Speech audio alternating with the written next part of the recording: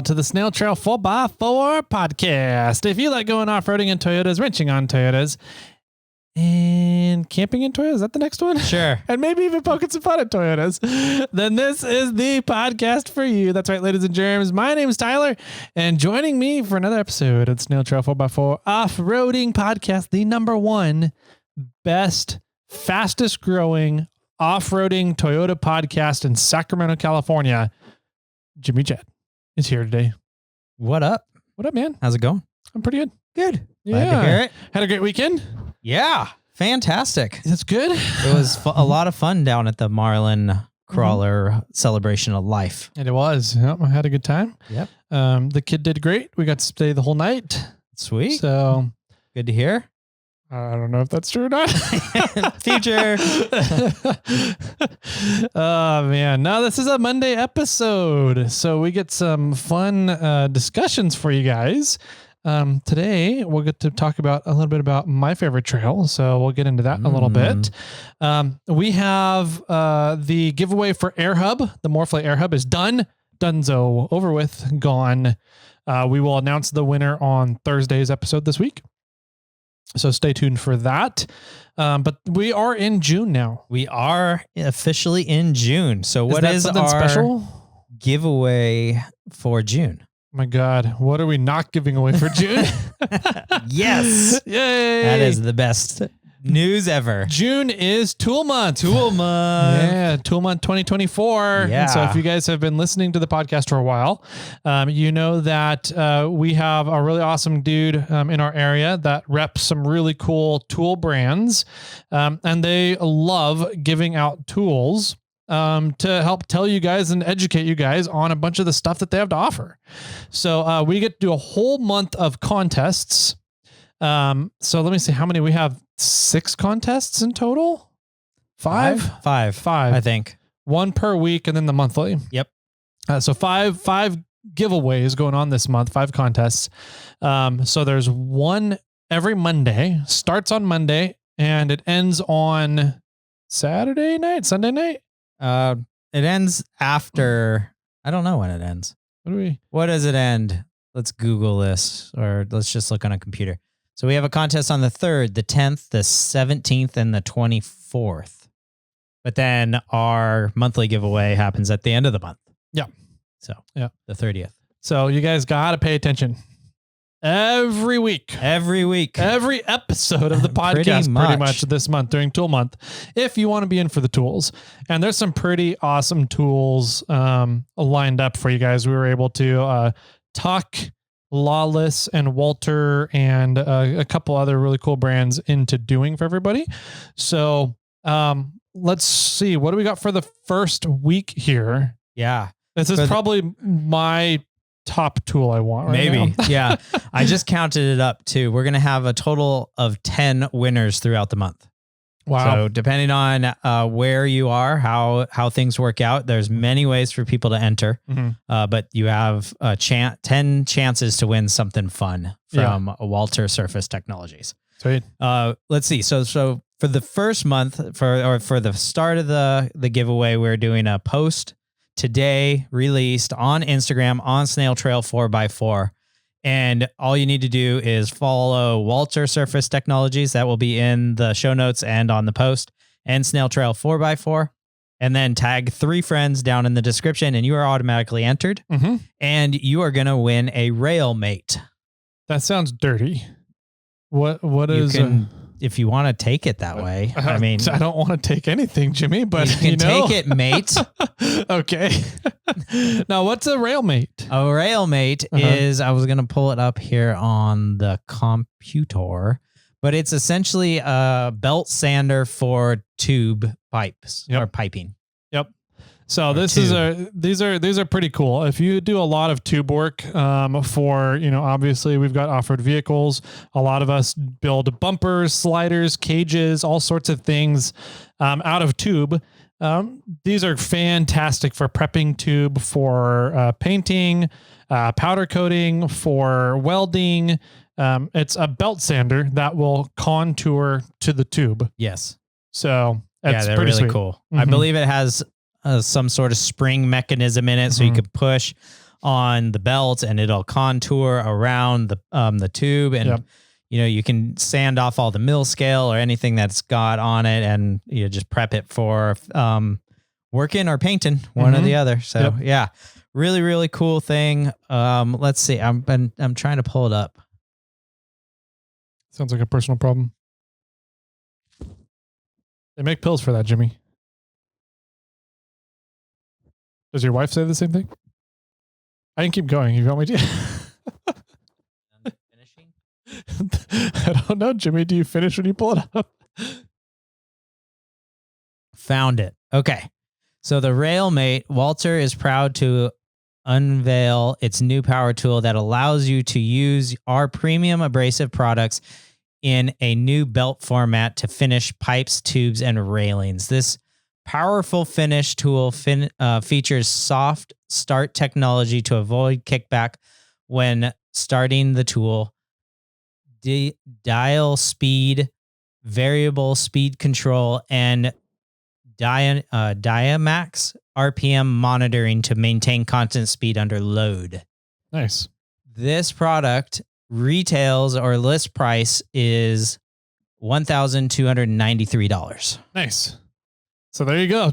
$1,300 up for grabs for the first contest. Just the first contest. So it's a fantastic tool. Tyler and I both want one. Hopefully, fingers crossed, we'll get at least one that we could share between us. Yeah. But absolutely, that it's a really cool tool. Excellent for fab work or painting or anything you've got going. It's rad. So go over to SnailTrail4x4 Instagram account. Follow the people that you have to follow, and tag 3 friends, and hopefully you win. Sweet. I'll go do that as soon as it's posted. Yeah, right? Multiple entries allowed. Oh, so you can tag as many friends as you want. You can pull a Mud Raider. Yeah, right. Mud Raider the contest. Yep. That's right. I forgot about Mud Raider. Frank was on our live stream. Was he? I think he was. What the hell? Did he say anything? No, I don't think so. Disappointed in you, Frank? Yes. So that's the first and main thing going on. We'll get into the weeds about Walter and the Surfic technology and all the crazy things that they have going on, from their power tools to discs and grinding wheels to mag drills and all the drilling parts to their company. They have a lot of things that a lot of different options for people out there. They're a fantastic company, but yeah, we're going to get our good buddy Corey on to tell us all about the nitty gritty and the behind the stories. Yeah. Behind the scenes. Behind the scenes stories. There you go. That's what I was looking for, of Walter Surface Technologies. So yeah. Sweet. So that's the first week. Yes. What is the monthly giveaway? Yes. What is our monthly? Is it a mag drill? I think it's a mag drill. We went big for the monthly. It is a mag drill. Yep. Yeah. I'm not 100% sure which one, because Lawless like Corey 3 or 4 of them, right? told me. I asked one and he was like, yeah, but this one's really good too. I'm like, here's where my limits are gone, Corey. Like, you need to tell me which one we should have and give away. Yeah. I went with the one that they said most versatile. Yeah. I was like, all right, that's the one I think we should have. Yeah. They also make a mini version, and they also make like super strong magnet ones, and then maybe 1 or 2 other versions. But we're giving away a mag drill for the monthly giveaway. Yep. As a Snail Squad winner. Yep. To get what are the benefits of a mag drill for people that don't know what a mag drill is? Yeah, I don't. Well, so what I do know about mag drills is that they have a fairly strong magnet on them, and then it's pretty much like electromagnet, exactly. So you can turn it on and off, and then it's pretty much a belt tabletop kind of style drill, and or like a drill press, a table. Yeah, so it's a tiny drill press that it sticks on by a magnet, and so you can put it like on the bottom of your frame, drilling a hole upwards through your frame, or whatever you kind of want to do. Yep. You can put it in crazy angles, and but it all connects via magnet, and you don't necessarily have to put a ton of effort into holding a drill and pressing it. Yeah. And hopefully you're drilling at the right angle. And all those things. Now with a mag drill, it solves almost all those problems for you. I don't know if all mag drills automatically press the drill down, or if there's like a lever, like a drill press, where you have to pull it or push it to hear the pressure. Yeah. I don't know. I'm not savvy on mag drills in that side of things. I would imagine there's there's both kinds that'll do it. Probably. But yeah, we have a mag drill, and I really want to see if we can get a mag drill to drill those tower flanges I made that I have to drill on site.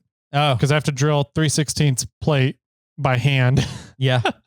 I'm not looking forward to it. So I want to try and see if I can borrow a mag drill for that project when we go up there. Sure. But yeah, anytime you're drilling something by hand, mag drill is the way to go. Yeah. It's if you can fit it in that spice. Yeah. I know that I did a long time ago. I replaced some, what it was the shocks on the back of a second gen Tacoma, or the springs on the back of the second gen Tacoma, where they're riveted into the frame. The bracket is, and then they drop down, and then the shackle on the Tacomas actually go upwards. Okay. Right. The leaf spring eye is higher than the mount of the base of the shackle. Mm-hmm. And when I was installing, I think it was an Archive Garage kit, you have to drill out the rivets in a frame to then remove the bracket. So then you can add this other dropped bracket with a slightly longer shackle, so you can get more articulation. I remember you having a hard time with those rivets. Gosh. It took hours of drilling out these rivets, and a mag drill would have solved all my problems. Or when you drilled for your steering box. I think you rebraced your steering box frame. Yep. I remember you were just sitting there drilling, having metal shavings fall in your face the whole time. It was a lot of fun. I can imagine. Mag drills would be awesome in two of those scenarios. I think it's one of those tools that you're like, well, I got a drill. Like, I can handle it. It's not that bad. But it's one of those tools where you go like, I have this other tool that takes a lot of the effort out. Yeah. And it would be great for this opportunity. I'm going to use that. Yeah. Now I'm going to use that every single time I can, because I have that tool. Exactly. So yeah. So if you want to get entered to win a mag drill, you can sign up on iRate 4x4 under the Snail Squad section, SnailTrail4x4 podcast. And then once you get in there, if you're on a mobile device, all the sign up options are down below. You want to sign up for the giveaway tier. If you're on a PC or desktop, you want to all the options will be on your right side. Sign up for that giveaway tier. Cool. I like it. That's a fun, big giveaway for the whole month, and a really cool giveaway for the first week too. And we got 3 other giveaways to do. So pay attention, keep your ears peeled, listen to the podcast on Mondays. That's when we're announcing the giveaways, and pay attention to social media. You got a lot going on this month. You don't want to miss out. I think we're announcing the giveaways on Monday, announcing the winners a week and a half on Thursdays. Yep. And I'll probably announce them or talk about them on Instagram as well. Yeah. Prior, but yeah. So if you were paying attention, we have 10 possible winners, and that's 2 of the 10 that we just talked about. So this month we have 8 more chances just after that to win. Some awesome tools and parts and accessories. Yep. Pretty cool stuff. Welcome to Tool Month. If you have not been around for Tool Month before, you get to have fun this month. So let's see. What else do we got going on, man? We got giveaways still. We got more giveaways to do. Yeah, this is a month of giving away. Yeah, we've got reviews, giveaways. The next 2 swag packs for 650 and 700 will include the Onyx Off-Road Elite membership. And then the 750 review giveaway will be with our good friends over at Yokohama Tires. Yeah, buddy. And we will be giving away a set of tires, 20 or less than 20-inch rims and DOT approved. Yep. Which is pretty much all their off-road tires. It's pretty much almost all their tires in general. Yeah. So cool stuff. Thanks to Onyx as well as Yokohama for doing that. It's pretty cool. that we get brands stepping up like Walter, Surface Technologies, Onyx, Yokohama. And it really does come down to because we have such a really good active listener base. You guys out there are doing a great job at engaging with us and engaging with the brands. So they see the engagement with them that you guys are doing. Otherwise they wouldn't come back and be like, yeah, let's keep doing these cool things with you guys. So keep that up. The more you guys can do that, the more really fun opportunities we get to do cool stuff for you. So 100%. Yep. We've got another giveaway, don't we? Do we? I thought we did. Do we have another one? I mean, we have to announce in May, which we'll do next week. Okay, yeah. Maybe that's what I was thinking. Yeah, maybe that was it. Yeah. Okay, cool. Well, that's about it. If we remember it later, we'll figure it out and say it. Yeah, we'll let you guys know how Marlon's celebration of life went on Thursday. And I think that about does it. Should we get into today's campfire discussion? Let's do it. All right. So without further ado, grab your favorite drinks, grab your favorite snacks. I've got a C- and chips. Where's your chips? I didn't get any chips. You what? Are you okay? Not feeling really. Okay? No. Do we need to go back and get your chips? Maybe. I'm having regrets. That's, all right. Grab your guys' favorite chips out there. We'll be right on back with today's campfire discussion. The 4-Wheel Underground website just got an upgrade. Come on by and check out the new functionality, new photos, and new pricing. Finally works on mobile too. Visit 4wheelunderground.com and find your new suspension today.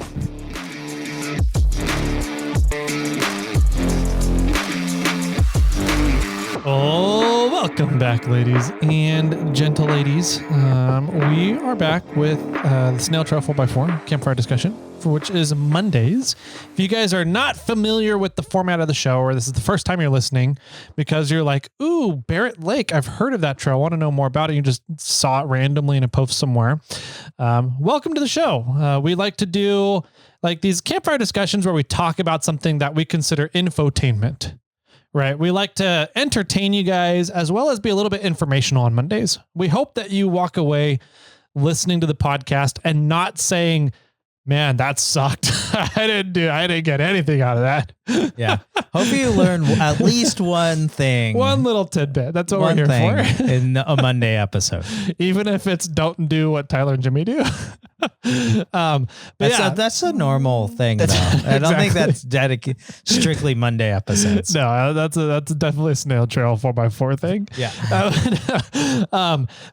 We like to do something infotainment wise for you guys on Mondays. Thursdays are hey, we've been up to doing some cool stuff. Let's share it with everybody. You guys get to live vicariously through us and what we do.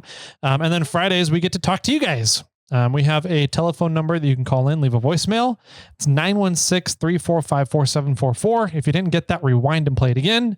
Or it's in the show notes. And give us a call. We love listening to you guys, hearing your feedback on the shows. If you have questions that you want us to bring up, or maybe a topic that you want covered, sending it into the voicemail is definitely kind of the best way to do it. So at least it's the most enjoyable for us, and we're selfish. So just call and leave us a voicemail. Thank you. Or if you don't want to, call in, leave us a voicemail and tell us that you're not interested. There you go. That works too. We're going to get 15 calls now. People saying, no, I don't like this segment.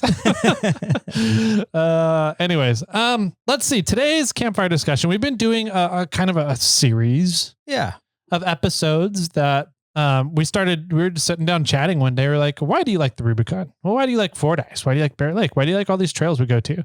We're like, we could make this a podcast episode, this discussion of why we like these trails. So that's what we've been doing. We started with the Rubicon because I think that's the one we probably frequent the most. Yeah, easily. And there's just so much going on in that trail to enjoy. So anybody that's coming out to the Rubicon, go back and listen to that one for some things to do that we enjoy doing that we look forward to on the trail, and hopefully can bring you more enjoyment while you're there. Then we did Fordyce, which again is another trail with a lot going on. It's not quite as history rich as the Rubicon, but there's still a ton of Gold Rush history. Yes, up on Fordyce. It's some pretty cool stuff. So Dang it, I forgot to put on my to-do list to get in touch with Larry Calkins or Jim Bramham. I'll remind you. Thank you. Please do. Yeah, we want to do an episode on the gold history of Fordyce and the trail history of Fordyce. So a couple of good guys we're going to pick the brains of, see if they'd be willing to come on the podcast before they're no longer with us. And then today we're going to continue the series with my favorite trail, Barrett Lake. You enjoy this trail so much that you really do. Almost named your kid after it. I almost did. I was that close to making it happen. You got denied by the wife. I did. The secretary, but you did sneak it in. Barrett is the middle name. It is his middle name. That's pretty rad. Mm-hmm. Yeah. This is my favorite trail. What is your favorite trail? I don't know. I feel like we've talked about it before, but I don't know what it is. Barrett's a lot of fun. I would probably say Fordyce. Okay. Maybe. I think Fordyce is an absolute blast. I don't know. Like we talked about in the last episode, there's a lot of things to do. There's some really hard obstacles. Mm-hmm. It's a fantastic trail, but I do like driving in at the Eagle Lakes entrance, driving up 1 and 2, and then bailing out at Committee and making it a day trip. Okay. But that option's not going to be around for No. a little while. So Yeah. I don't 3 know. years Yeah. at least. Yeah. I also, I don't know if our listeners know that Reed has like 5 middle names. I didn't know that. What is it? Oh, I thought his middle name was Barrett, like Yokohama, Gear Wrench, Walter Braces, Toyota. Toyota, 4-Wheel Underground, Onyx Off Road. Hey, if each of them want to give me $5,000 to make that happen, I'll give you Also- $5,000 of name of SnailTrail 4x4. Reed, Barrett, SnailTrail 4x4 Larson. Dude, that would be so worth it. Can you imagine I named him MORRFlate? What was his middle name? Oh shit. We have a good family friend. Not a good family friend. It was a good friend of mine that they're a family. From the tennis world. Sure. That they didn't believe in middle names. Okay. And so they literally just so they had their oldest daughter. And I don't remember what they gave her for the middle name. They let the oldest daughter come up with the middle name for the middle daughter. They let the middle daughter come up with the middle name for the baby daughter, the third one. So the third one's middle name is Popsicle. I like it. Yes, and like the middle ones is almost as ridiculous as Popsicle. I forget what it is too, but I always just called the youngest daughter Popsicle all the time. I was like, Popsicle, what are you doing? Get back to work. That's fun, actually, because it'll be a fun story when they get older. Yeah. They're like, what's your middle name? I don't want to talk about it. Yeah, exactly. They hate it. I'm not going to tell you. Yeah, they hate it growing up, but once you get to an adult and you can just appreciate life a little bit better, you don't have to worry about what people think about you all the time. You're like, it's Popsicle. What? It's like you and being Jet. Yep. Yeah. Yeah, I like Jet all of my entire life, but yeah, that's funny. Anyways, names, maybe middle names, blah, blah, blah. Yeah, sorry to bird walk that one. So Barrett Lake Trail. Yeah. I don't think it has any other names. I don't think Barrett Lake, it's the sign says Barrett Lake Jeep Trail. I was trying to avoid that. Oh, gosh. Yeah, there's no other names for it. I don't know. It's a great name for a trail. They're so, I always want to say racist, but it's not racist. We need to call out cancel culture for Jeep trails. Yes. That's what we need to do, Jimmy. I 100% agree. Can't take my Toyota on a Jeep trail. No, I know. Oh, God. This is only a Jeep trail. Yeah. For heaven's sakes. Nope. I remember you said that one time and people got all uppity about it. I was like, Jimmy, you just trying to start shit. Yes. Yes, I am. Yep. So Barrett Lake Jeep Trail, great little trail outside of Placerville up Highway 50 after you pass the Ice House Road, which would take you to the Rubicon. Probably like 20 minutes past it? About 20, 25. Somewhere around there. I put it about 30 minutes past Fresh Pond. Okay. So that's about right. Yeah, that's about right. What's the road you wind up? It's called Wrights Lake Road. That's right. Yep. Wrights Lake Road. Very steep. Very steep for, the first 3 miles, 2 miles. Yeah. My transmission on Clifford got hot. Yes. Going up that thing. Yep. Timmy did great. Good. I was driving up there one time with CJ with the CJ, and he said, are you in 4-wheel drive low? I said, no, I don't have 4-wheel drive. Yeah. But that's smart. If you did, it would be great to put that vehicle in 4-wheel drive low going up that hill. Yeah. Yeah, it's a very steep road. It's a very bumpy road. They ended up completely redoing the road, repaving it during COVID, after the fire, the Caldor fire, and during COVID, they shut down the road, repaved it. So it's a little bit better, but kind of the repaving is starting to sink back into the holes right now. Sure. Yeah. But Barrett Lake it's a high elevation trail. It's about 6,700 feet at the lake at the end of the trail. Okay. 7,200, I don't know, 70, it's about 1,000 feet up on the way to the plane crash. Okay. So yeah, 67 to 77, somewhere around there. High elevation trail, which means that here in El Dorado National Forest, the trail does not open until late in the year. Right. Because we got to wait for all the snow to melt off of the trail. Which means it's only open typically for almost like 2 months. You're kind of lucky to get 3 months. So that's a great year for Barrett. I'd say 2 months is kind of average. But yeah, there's like 6 weeks last year. Was it that little? 5, super short. 6. I remember the year that Caldor happened. It was only open for like 3 weeks. Yeah. So because the fire ended up shutting everything down.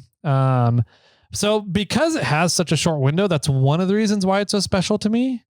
Because you don't just get to go up there whenever you want. Like Rubicon, I'm like, yeah, okay, I get out to Rubicon again this year or again. Oh, you want to go on this Thursday? This month? Yeah, let's go. Yeah, right. But Barrett, you don't get those opportunities. It's still closed. And they're planning on August 1st opening this year. Okay. So the Highlanders, which is the club that maintains Barrett, they're planning on going in. I had the weekend on my calendar. I forget which one. I'm not going to take time to pull it up, but they're going to go in July and do a maintenance on the trail, get all the trees out of the trail. There's also, they need to repair. There's a pretty big hole that was getting built in the last third of the trail, dug out. So they're going to look at doing repairs and maintenance on that, fixing that. And then they're going to have to, I think soon, decide what they're going to do with the bathrooms. Oh, yeah. So the shitty part, pun intended, is that they can't take donations. Really? Yeah, they're saying they don't have the funds to allocate to the bathrooms, but they're not allowed to take donations from private parties to do the bathrooms. Why is that? I don't know. Something bureaucratic, red tape stuff with national forests that it has to come from grant money. It cannot be privately funded. Oh, interesting. Not even the trail maintenance crew pays for it? Yeah. I think the fund, any cash has to come in from the Forest Service, the National Forest Service. Lame. Yeah, which is pretty stupid. I'm like, why wouldn't you let people who care about the trail and care about having bathrooms out there put in money to donate bathrooms to the Forest Service? Like, can I become a forest member person for one day? Right. Yeah. Just hire me for one day, pay me $1. Yeah. And we'll make this happen. And then I'm going to donate $5,000. Yeah, exactly. So, that's really annoying. There's some red tape stuff there. I want to try and talk to, the Forest Service people to be like, what's the real reason? Like, off the books. Yeah. Closed doors here. What's going on? Because I would love to see some new bathrooms get put in there, or at least the bathrooms moved and a new pit drawn. But we're getting ahead of ourselves. We are getting ahead of ourselves. Barrett Lake. So yeah, it's closed, short season. Yep. Snow. Usually it's the whole trail's covered in snow.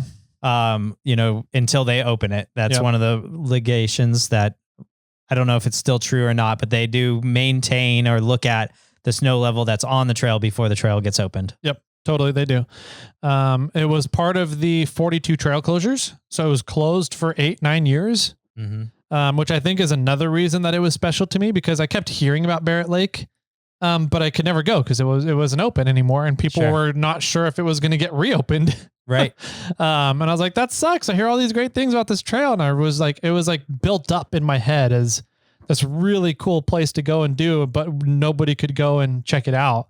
And so finally, once it reopened, I was like, I want to go check it out. And it didn't disappoint. Yes. It's a fantastic, fun trail. Like you were saying, it's high elevation. It's granite rocks, absolutely stunning views. You're in a forest, pine forest, primarily conifer forest for the most of it. There is very limited parking at the start. Yeah. If you're towing up there, you probably are going to find a turnoff spot on or off of Wrights Lake Road. Somewhere. They do have a parking lot that you do have to pay for. You pay at now. You're supposed to do day use fees at, and you have to drop your trailer. And you have to drop your trailer. Yeah, it's not long enough for a truck and trailer. Correct. So if you drop your trailer in a spot and you put your truck in a spot, now you're paying for 2 spots. So I usually find a pull-out spot somewhere on Wrights Lake Road if I'm towing. If you're not towing, then you can just drive out on the trail. But. So yeah, what's kind of neat about Barrett Lake is you drive up to Wrights Lake. Yes.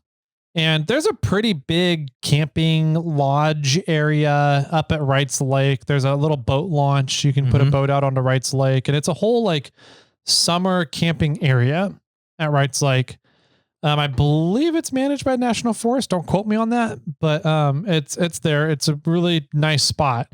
But to get to Barrett, you just drive through Wrights Lake.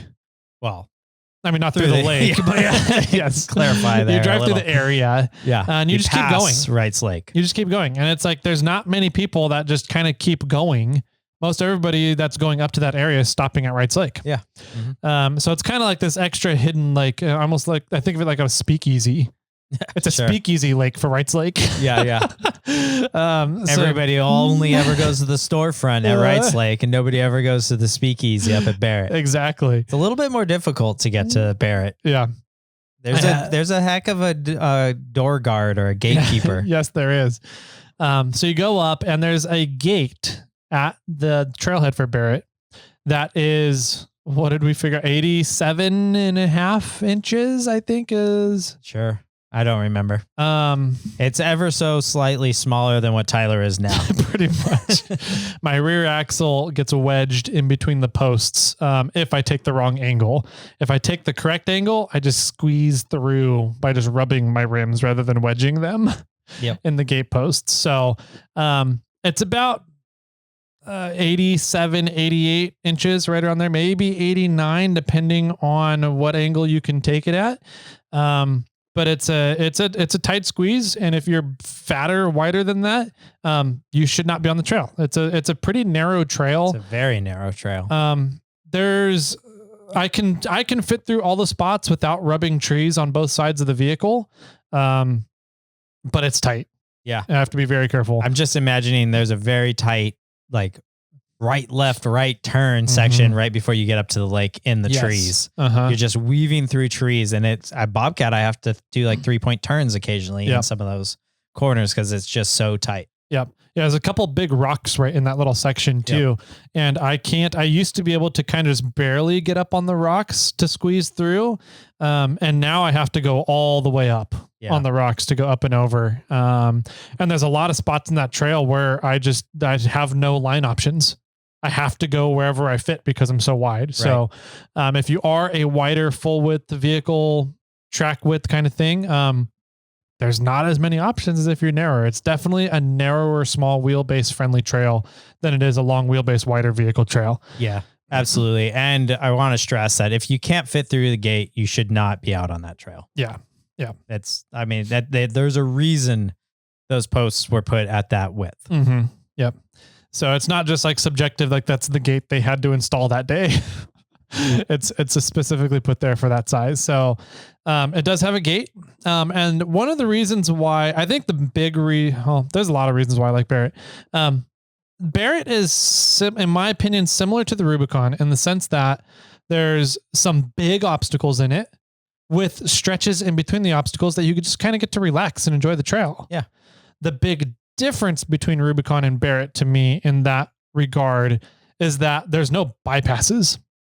There's not really any hard lines or easy lines on Barrett. It's all everybody's taking the same line no matter what vehicle you have. Pretty much. Yep. And they're all pretty difficult lines. Yeah.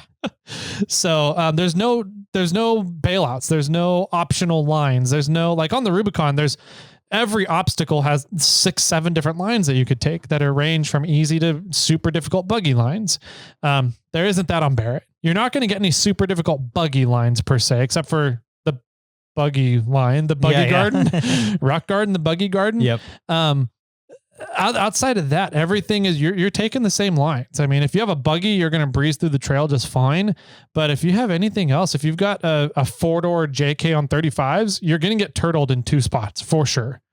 Oh yeah. So it's a really fun trail in that regard, because you can't just be like, oh, that looks difficult, I'm just going to take the bypass today. You got to do it. You have to do the obstacle, and you can't go around it. You can't get out of it. You have to work your way through it. Right. And I really like that aspect of the trail. Okay. Yeah. Yeah. It's definitely a challenge or go home type of trail, you know, and the benefit, one of the things I really like about Barrett Lake, the trail, is that the gatekeeper is like a true gatekeeper. It is a true gatekeeper. It's a legit challenge to get through that section. Yep. Without really leaning over and falling against the tree that's there. You have to know your vehicle. You have to be okay with some off camber driving and some big boulders, and have some good articulation to get through that. Yeah. I've never really thought about this before, but as you mentioned that, I'm like, that gatekeeper really encompasses like parts of the entire trail. Oh yeah. It's narrow. Yep. So if you're super wide, you're not getting through it. You're not getting through the gatekeeper. You're not getting through the trail. It has a really spicy off camber part to it. So, and there's some pretty spicy off camber parts in the trail. So if you don't like that, you shouldn't be going down the trail. Right. It's got some big rocks in it that you have to be very careful with tire placement, or you're going to catch your diffs and get turtled. Or you're going to catch your diffs and get your axles will end up down in between the big rocks. And it's like, what do you do from there? You have to high lift the truck up and winch it forward to get your axles cleared. Yep.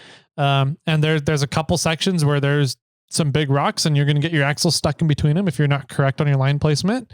It is a true preview of what all the rest of the obstacles on that trail has to offer. Absolutely. I think that it's a true gatekeeper. Like it's actually a very difficult, one of the top 3 difficult sections on that trail, which is fantastic. I really enjoy that, because I do hope that people walk up and go, oh, I can drive through the gate. No problem. Everybody talks about the gate, being narrow. And then they go and look at it and they're like, oh yeah, I don't want to even try to drive through that. Yeah. You know, I find that fantastic, because it's something that like, they're not going to get themselves so deep into the trail and then have it at their mindset. Like, I'm almost there, I have to continue. Yeah. Where right at the beginning, they're like, well, I'm fucked. Like I can't go through that. I'm getting out of here. Exactly. Yeah. Right. So I like that fact. I like that it has it. And it's a fun obstacle. So. But shortly after that, it kind of smooths out. It does. Smooths out for a while. Yeah.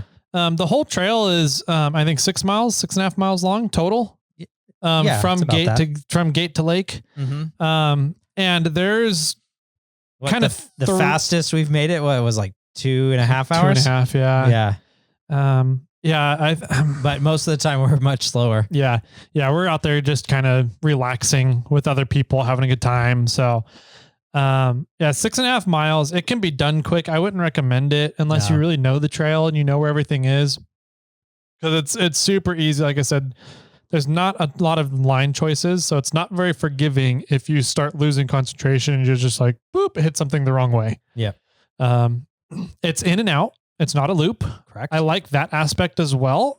Cause it means if you like trailering, it makes trail logistics super easy for that trail. Unlike, the Rubicon has created nice trail logistics because there's big parking areas.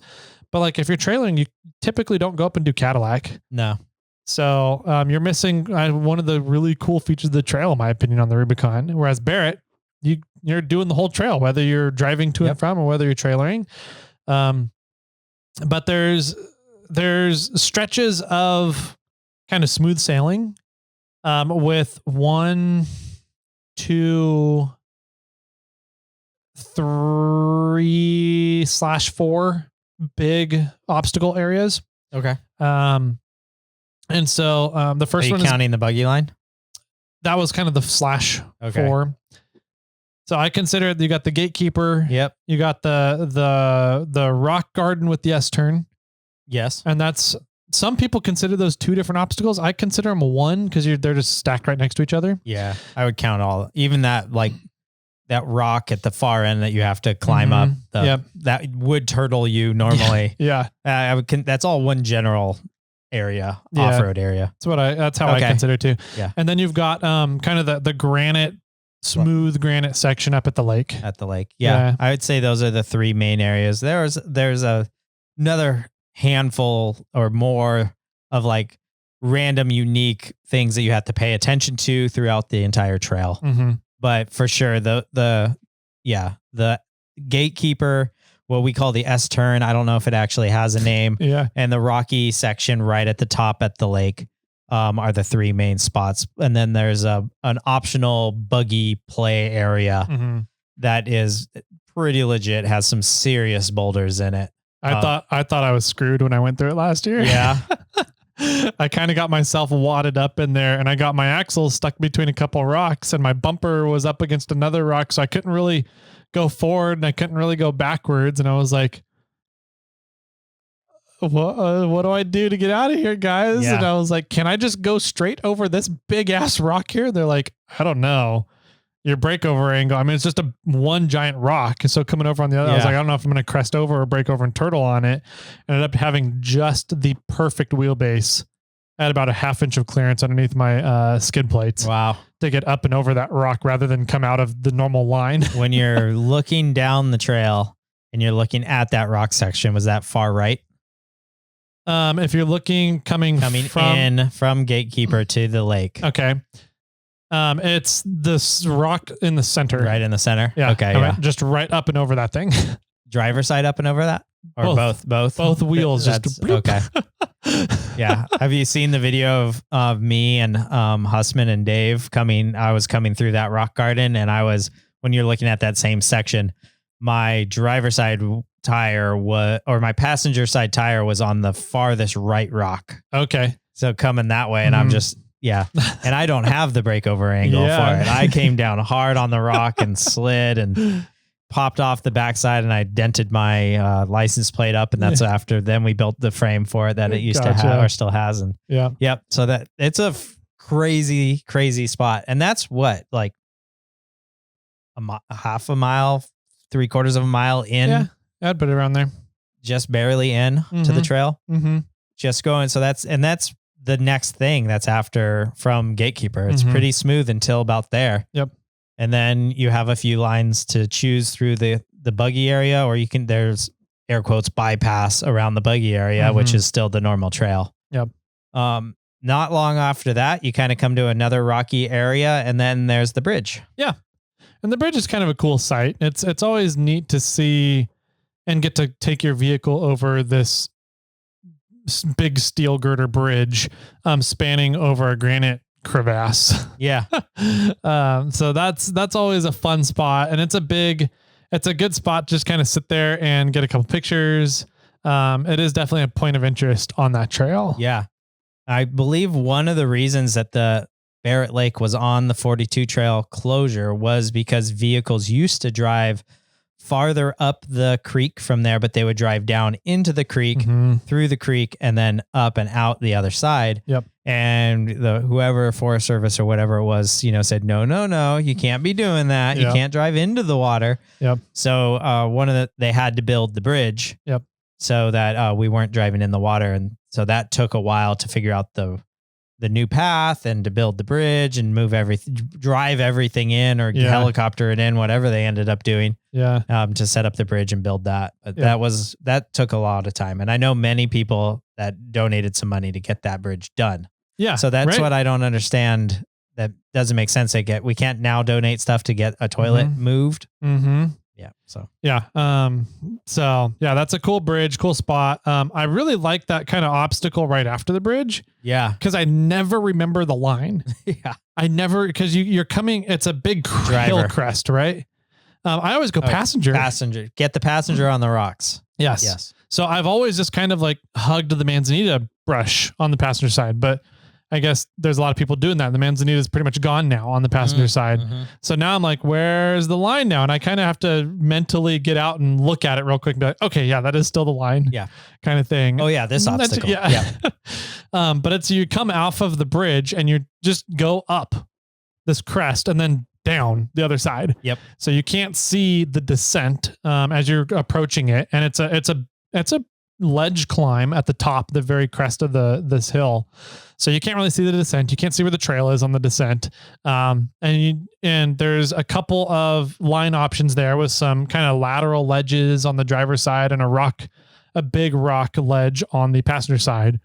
And every time I've tried the lateral ledges, I get turtled. Yeah. So I've just given up. I'm like, I just have to stay passenger. I just have to get out and look at it to remind myself where the trail is on the other side. Yeah. And it's just another granite slab, you know, not nearly as large as the bowl or anything out on the Rubicon, but it's just a ginormous open area granite like slab that you're driving across and up and over into these like rocks, boulders on the backside. So it's absolutely gorgeous out there. That spot is one of my favorite spots on the trail. I don't know if it's because there's water or running water or just the picturesque like fact of it and looking down the canyon where the creek is going. It's just an absolute beautiful spot right there. It is a really cool spot. If you're kind of late in the day and it's around lunchtime, dinner time, snack time, awesome spot to stop. Yeah. And take a break at. Yeah. It's not halfway. No. I mean, you're not halfway at that point, No. but it is a great, fun spot to stop. Yeah. Yep. And I don't know if they've gotten or taken care of it yet, but there used to be a wasp nest underneath the bridge right as you start. And so whoever drives across it first is fine. Oh, okay. Because they disturb the wasps. And then the next few rigs, like you need to roll up and button down the hatches because those wasps aren't happy. Jeez. So I don't know if it's been there over the last few years, but the last time I did that trail, there was a huge wasp nest. Jeez. And on the way back, we just stayed super close to each other and tried to drive that quick corner as fast as we can. And I can't make the corner going out. Yeah. My truck's too long, so I had to do a 3-point turn there. And the guy behind me got stung a few times because he was in like an open cab 4Runner or Jeep or something. That's I funny. forgot what it I've was. never noticed a wasp nest there before. Yep. That's funny. I'm usually always leading the group too, though. That's it. And you're in your full cab, AC music blaring. And I'm driving by with, my windows down, listening, no music playing. I hear the bzzz, I'm like, what the hell? Yeah. Yep. Jeez. So that's always a fun spot. We both look forward to that spot. I think a lot of people look forward to the bridge each time. After the bridge, it's kind of mellow for a while. A little bit. There's a couple little spots here and there. There's a couple off camber sections, a couple like single 2 rock climb things. The next big thing you get to that I enjoy, is the lookout before the S turn. The big open rock slab again. Yeah. You after the climb off the bridge, you kind of go into the forest a little bit. You go through the conifers, the pine trees, some oak trees, maybe some maple trees. You're just weaving in. There was a big mud puddle kind of thing, but they've done a lot of work on that. And then you pop out and you're on another huge slab with some big boulders around you. And you could drive over some of them if you want, but you can visibly see the trail. They've literally put the boulders on the sides of the road where you should be going. Yeah. So you just stay between the big boulders and you drive on that big path. And that's, I think in my mind, that's always like, okay, that's get ready. About the halfway point, in my opinion. Oh yeah, that's always where I go. Okay, the S turn's coming. Yeah, so that granite slab, I think mile wise is not the halfway point, but a time wise to do the trail, it's about halfway. That's how I kind of have it in my head. Got it. Okay. But it's a great picture area. It is. So if you want to get a group picture of your rigs to be like, hey, we're all out at Barrett Lake. That's a great spot. You can park out on the slabs there and just looks out over the valley. It's a pretty cool spot. Good view out there towards Wright's Lake, I would guess at that point. Yeah. Didn't Verde roll his buggy there?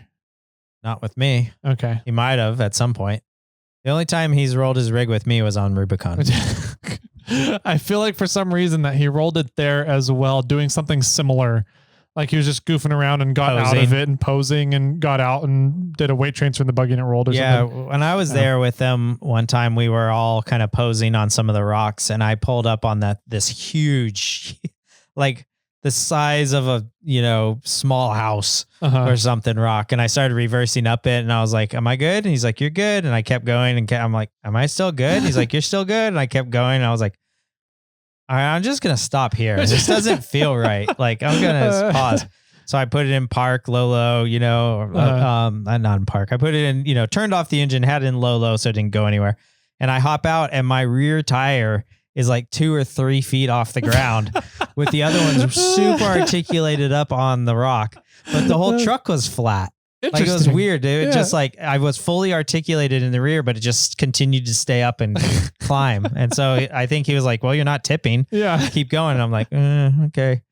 So yeah, I have a fun photo of that somewhere. Nice. Yeah. So that's a really cool section, really cool area. After that, you kind of dip back into the trees. Yep. In order to get back in the trees, there's kind of a little double ledge that throws some people off. Because in order to take the easy line to get up the ledge, there's a FU rock on the passenger side that you have to kind of get over. And so that one, you can see people just kind of sit there and spin for a while. A lot of Dana 35 axles get broken there. Sure. So that's a fun little ledge obstacle. Just kind of watch people. And then for those that know how to do the ledge, know where the traction is, you just walk right up and people are like, what the hell? Yeah. Like, Yep. There's that. You go back into trees for a while, and then you quickly start approaching the S-turn. And that one's a really fun obstacle. That was probably my favorite obstacle on the trail because it's a fairly long obstacle. We call it an obstacle, but it's like 1/4 mile long. Yeah, you could really break it down into 3 or 4 separate obstacles. Like there's the lead up. I call the rock garden. The rock garden. Yeah. Super rocky. And then there's sort of a climb at the very end of that. Right. And then there's what we really do think of as the S turn, which is it's a huge, like you got to turn left and then it's a 180-degree passenger side turning right, and then you end up turning left almost 180 degrees again coming out of it. And there are huge boulders in the middle of there. So house-sized boulders, pretty much. Like, they're not the big one that you have to turn. Yeah, I mean, and you're driving over them, and you're articulating out, and I get around the first one, and I have to 3-point turn to line me up for a good line to get out of it. Yep. Yeah, some serious testing of your articulation that happens over there. There's some other bonus obstacles and bonus lines that you could take. I'm not sure if technically they're on trail, but they're well traversed. Yep. And then there's the ledge rock to get out of it. Yeah. That's that could be a whole nother obstacle. Yep. And then there's a small rock garden to get after that to get fully out of it. So there's definitely like 3 to 5 different. Yeah. Like you could name some of these things 3 to 5 times, depending on how you wanted to break it up. Yep. Yeah. Really fun little section. That's usually the spot if you're in a group or with a bunch of people that have not been there before. That takes the longest to get them through. However long it took you to get there, it'll probably take you that long to get through. Yeah, true. So that's a really fun spot, this S-turn, S-section. And then from there, you're kind of just still going through the woods. Yeah. Smooth sailing. Couple fun little like single rock, 2 rock obstacles. And then you start getting down into the meadow. And you kind of come down this hill. Yeah. That's really just loose dirt. Yep. To come down the hill. It's not anything difficult, but you're really steep and it's loose. So you're like, all right, when am I going to just go and keep going? Yeah. Because I'm not going to be able to stop with the loose dirt. It's a little bit of an off camber in a few spots. So you got to make some turns in it.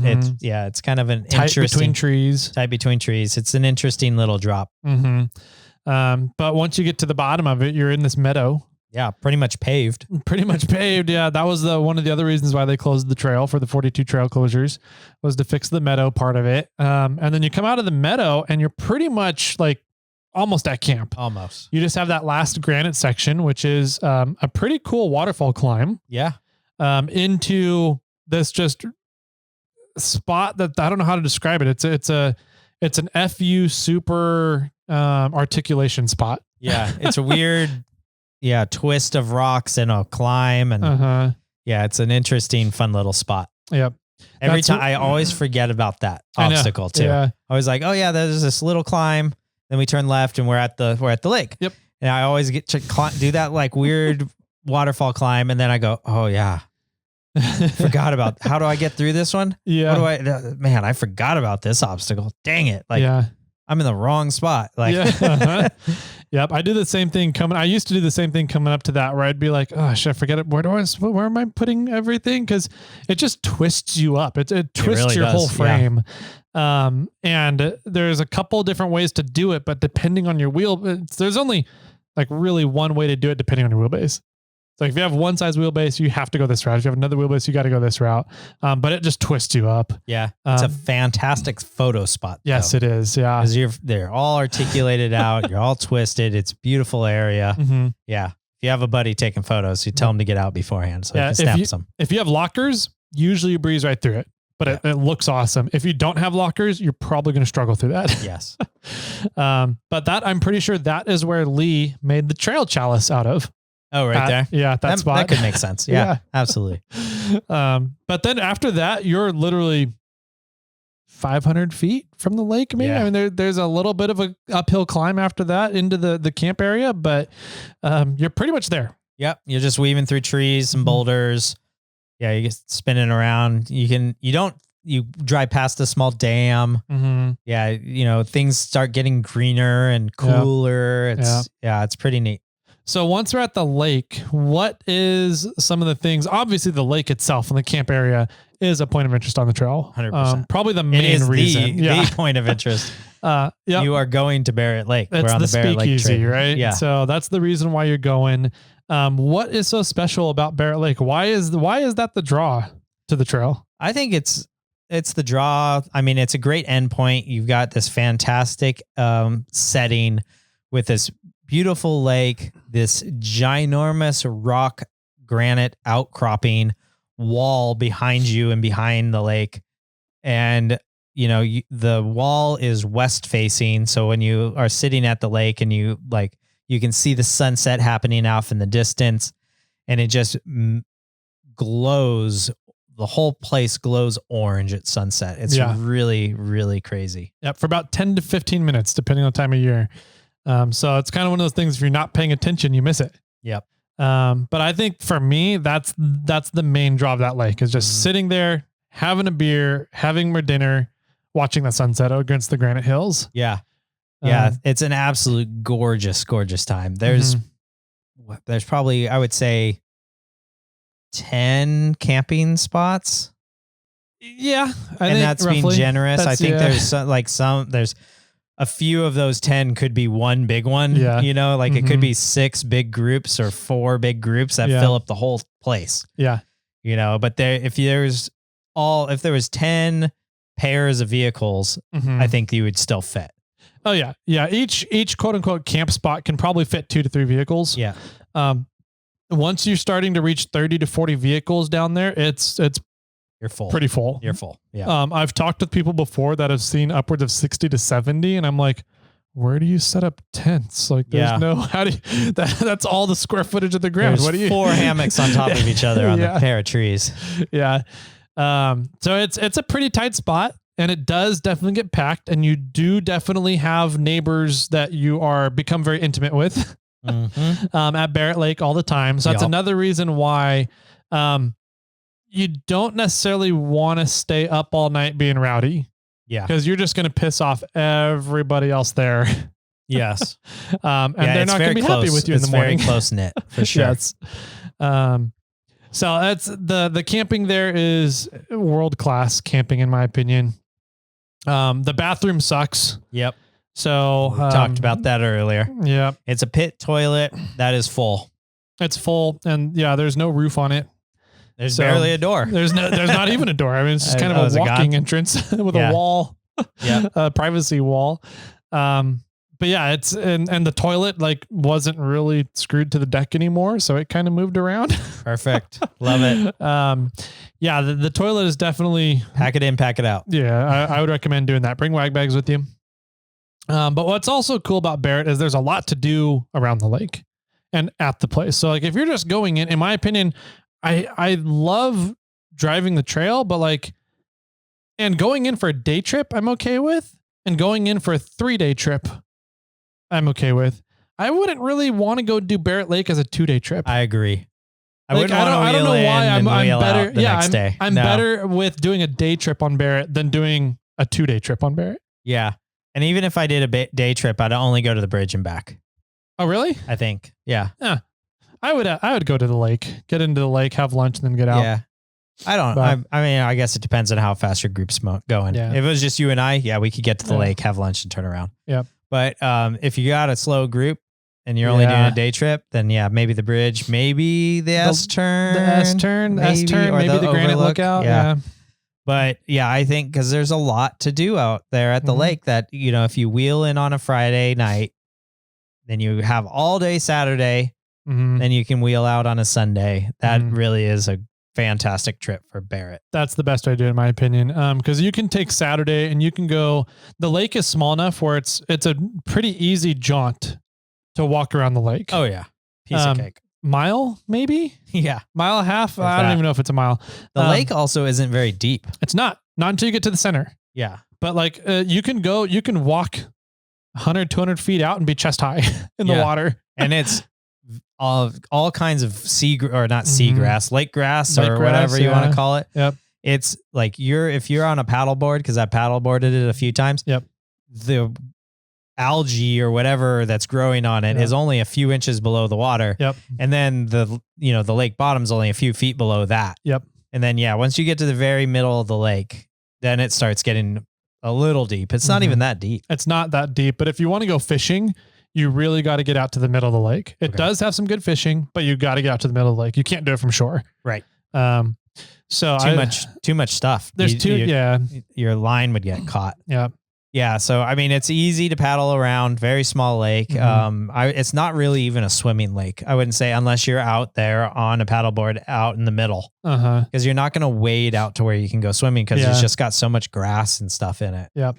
So, yeah, I mean, I haven't tried. The only ever time I've tried to get into the lake for the most part is from like where the trail enters the camping area. I haven't tried to like hike around to the backside and see if there's a couple better entrances over there. There's a couple entrances, not as good as the camping area entrances though. But you're still wading through grass. Oh yeah, it's still super shallow on the other side too. Okay, so the best swimming is to paddleboard or canoe your way out to the middle, and then you can swim, and you're not wading through all the grass. Yep.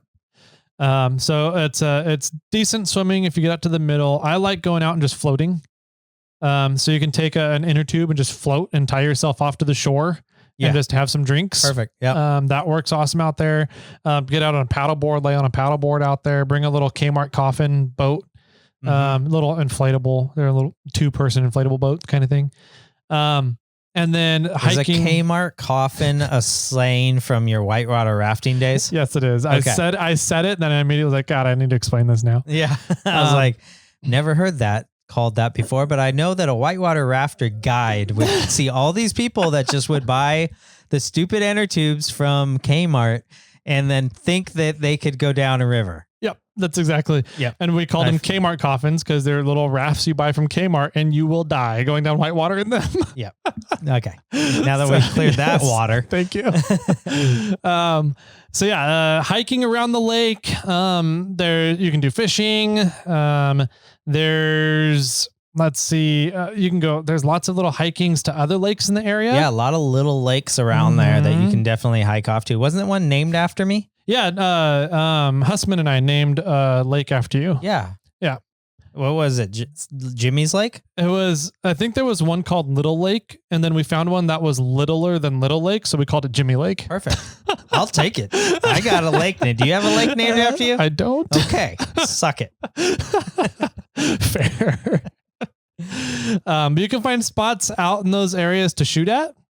Be careful. There's a lot of granite in the area, so pick your shooting area wisely. And do it away from camp. Don't do it down in camp. Unless you're like the only people there, and then just be really safe about it. But there's just so much going on. Everybody's so compacted, dense down in that camp area. Just go somewhere else. Yeah, you're not going to be the only person there. Yeah. And then there's a really cool plane crash to go up and hike and see. There was a Grumman that went down up there in I think it was the 60s. Yeah. 70s, something like that. Something like that. So there's that up there. It's a hell of a hike too. It is. It's like like we kind of talked about it earlier, 1,000 feet straight up right at the start. Yeah. And then you go down to the crash in the lake that it's by. Yeah. And then, coming out, you're same trail back out, but it's a hell of a hike to start. Yes, it is. It's and wear shoes. Don't wear sandals. I went out in my Crocs last time, I think. Those are more shoes than sandals. That's true. Okay, fair. I put 4-wheel drive on, so it's okay. Oh, you put it in sport mode. Yeah. Good. Yeah. But it's a good hike. It also goes into Desolation Wilderness. So technically you're supposed to have a permit to go in there. I don't know how that works. Yeah. I know how to get a permit for Deso, but I can't. You're like, I'm going to be up there in this area. I want a permit so I can hike out to this area. Yeah. But, and so you'd have to figure that out legally through Desolation Wilderness. But yeah, I've never heard of a ranger out there monitoring that trail. Every once in a while, Eldorado National Forest will send one of their Jeeps up to Barrett to check on things, but I don't think they go up to the plane crash. I don't think they hike up that far. Yeah. They just stop at the lake at the camp area and then go out. So do it at your own risk or get the permit and try to do it properly. But they limit how many people are in Barrett. And last thing I heard that all the camping is sold out. So I don't know how a day use pass would work. Yeah. You mean in Deso? Deso. Okay. Sorry. Yes. Yep. So yeah, it's a fun spot. Like I said, there's great daytime activities to do. Awesome evenings, good mornings. You can wake up in the morning and the lake is just glass and reflects that granite hillside across it. It's really, really cool. All the campsites are right on the lake pretty much. So if you want to set up your tent so that you wake up in the morning and look out at the lake, you can definitely do that. It's really just a cool spot. Yeah. With some good activities, and a fun trail to get in and out of. 100%. Fantastic trail. 6 out of 5 stars, as Lance would say it. Yes. A lot of fun. Not very long, easy, an easy like day trip to get in. If you're going to do a day trip in and out, that could take a little bit of time. Yep. But if you're leaving from Sacramento, in the morning, you got plenty of time to make it to the lake. You're not rushed. It's a good few hours, 4 hours if you're just cruising just to get to the lake. And then, hanging out the lake's always a blast. It is around a lake. There are wildlife there. There are mosquitoes there. Lots of mosquitoes. Bring repellent. Bring repellent. Bring whatever you need. Pack your garbage up because there are, wildlife around there. So just be wary of all that. You are in nature. Yep. So do as you wish. But that is one of the trails I would always recommend taking a chainsaw on. Sure. Because it is such a narrow trail. There's no options. If there's a tree down in the trail, you're not getting around it. No. You really got to cut the tree out of the trail and remove it in order to continue. So if you're going in and you come across a down tree, it's very just as likely that on your way out, there could be a down tree that came down while you were in there. So take a chainsaw with you to Barrett Lake. Sure. Yeah. Wise words. Yeah. For sure. Yeah. It's a lot of fun. And I mean, for the most part, it's an in and out trail. So, after you're done for your trip and hanging out at the lake, pack up, you turn around and you go back out the way you came in. Yep. Yep. And the obstacles are all still there waiting for you, but they're a little different. They are coming out back out. It's a little more fun. You're going I don't want to say downhill. more fun, but it's still fun. It's almost like new obstacles coming back out. So, yeah, man, that's Barrett Lake, my favorite trail so far in the world that I've been on. Yeah, I guess we'll continue the series. Yeah. If there's trails out there that you guys want us to kind of talk about, we have a list down on Tyler's phone of the trails in the Northern California area. If there's ones out there that you want us to talk about, please reach out. You can find us. I'm over at SnailTrail4x4 on Instagram. Tyler's at 4x4 Toyota Tyler. You can email us your lists over to Jimmy or Tyler at SnailTrail4x4.com. Or you can phone in and tell us about your favorite trail on our for our snail mail episodes at area code 916-345-4744. Sweet. I like it. I like it a lot. Jimmy Jet, any final words to close everybody out? I think that Barrett Lake it's an absolute blast, but it is also super dusty. It is a very dusty trail, but I don't notice because I keep my windows up, my AC on. And with that, my friends, keep crawling.